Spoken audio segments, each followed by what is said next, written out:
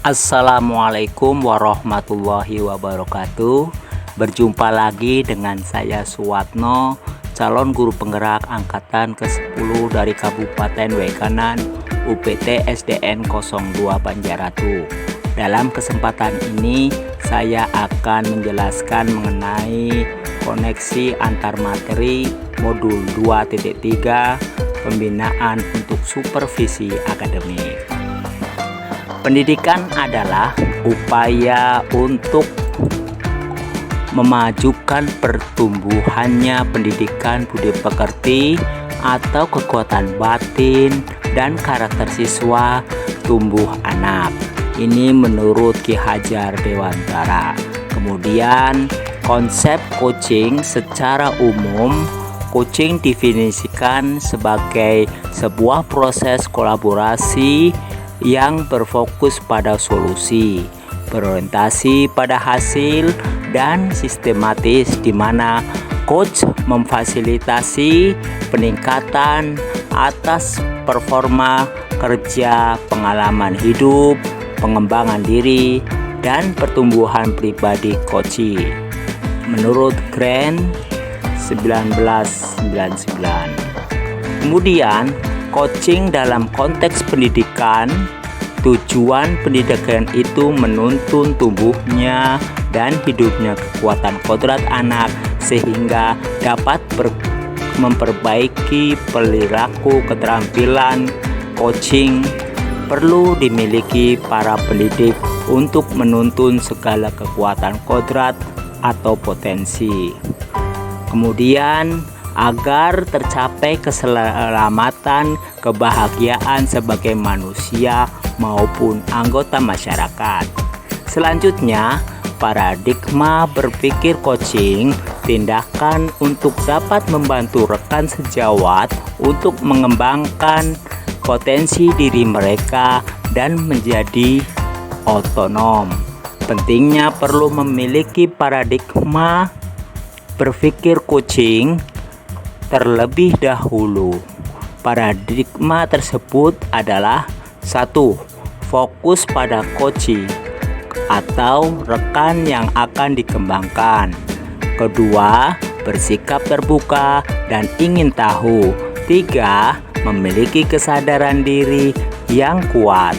Kemudian 4. Mampu melihat peluang baru dan masa depan.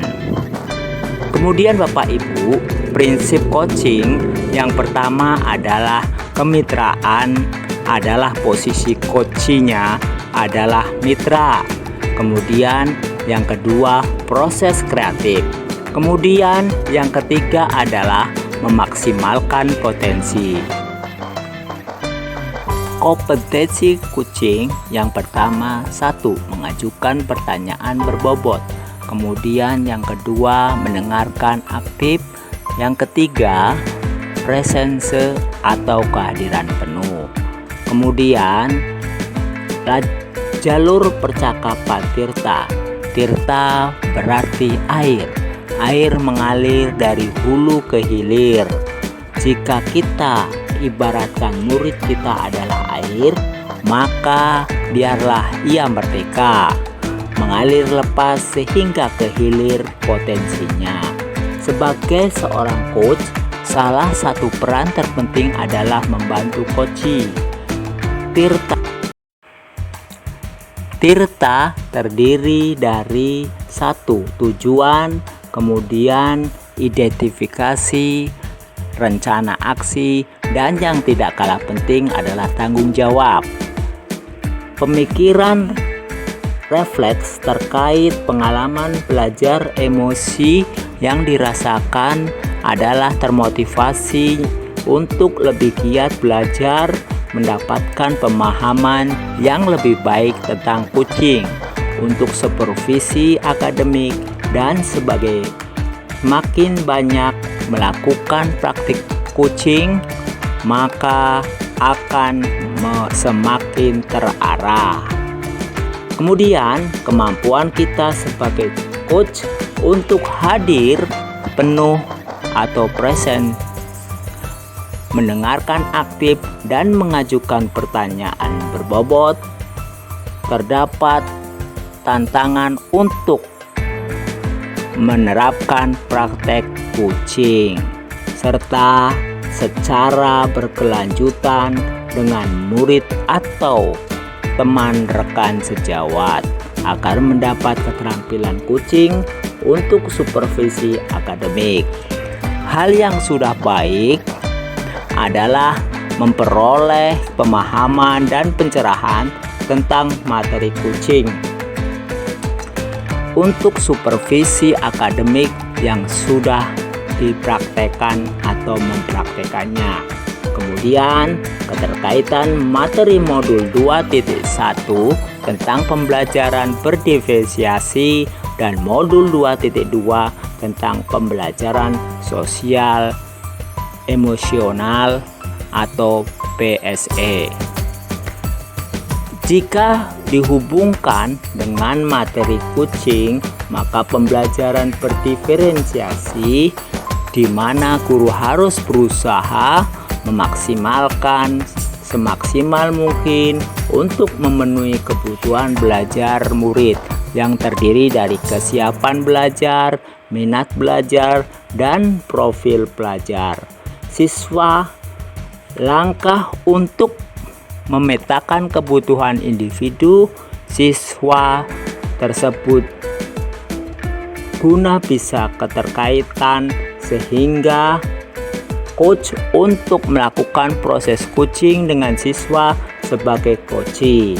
Hal tersebut mampu mengoptimalkan potensi yang ada dalam diri siswa sehingga akan menemukan cara terbaik dalam memenuhi kebutuhan individu siswa.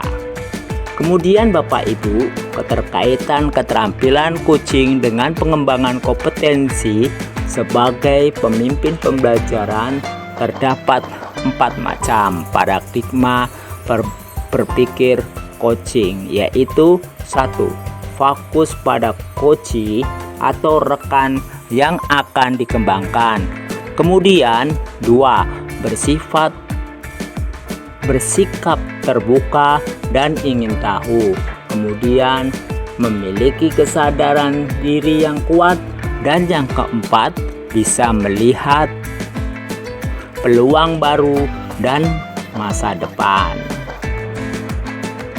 Jika ketiga kompetensi inti yang penting dipahami, diterapkan dan dilatih secara terus-menerus saat mempraktikkan atau melakukan percakapan kucing kepada teman sejawat di sekolah, yaitu 1. Kehadiran penuh atau presence. 2. Mendengarkan aktif atau menyimak.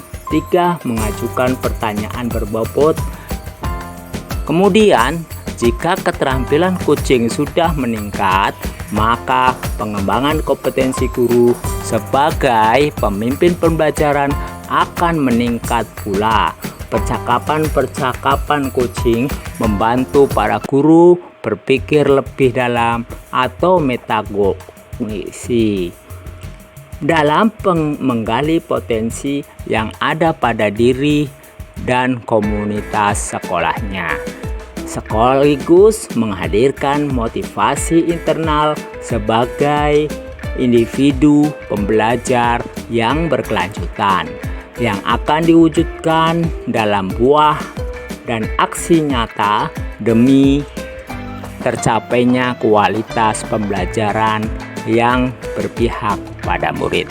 Demikian Bapak Ibu paparan saya mengenai koneksi antar materi modul 2.3 pembinaan untuk supervisi akademik.